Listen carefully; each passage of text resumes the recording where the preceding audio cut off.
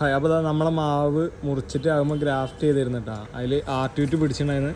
അതിൽ നമ്മൾ അന്ന് 2 പിടിപ്പിച്ചില്ല. ഏതൊക്കെയാണ്? പ്രിയൂരും മൂവാണ്ടനും. ഇത് ഏതാവും? ഇതാണ്. ഇതൊന്ന് ഇത് മൂവാണ്ടനാണ്, ഏത് പ്രിയൂർ അല്ലേ?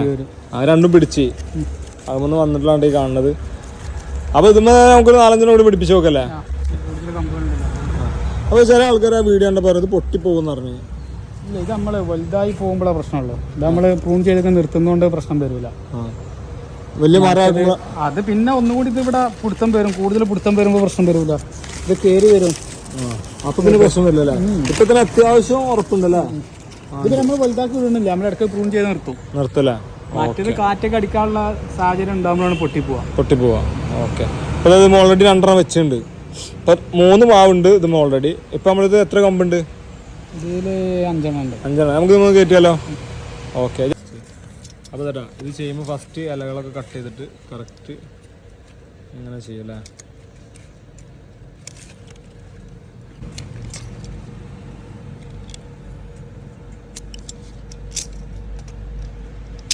അതിൻ്റെ ഉള്ളിൽ കൈ വെക്കാൻ പാടില്ല നമ്മളെ. കറക്റ്റാക്കി ഇങ്ങനെ കട്ട് കൊടുക്കും അല്ലേ? ഇതിങ്ങനെ ഹൈറ്റിക്ക് പൊന്തി വരും അല്ലേ? നമ്മളിങ്ങനെ പ്രൂൺ ചെയ്ത് കുറച്ച് കാലത്തിന് പ്രൂൺ ചെയ്ത് നിർത്തണത്.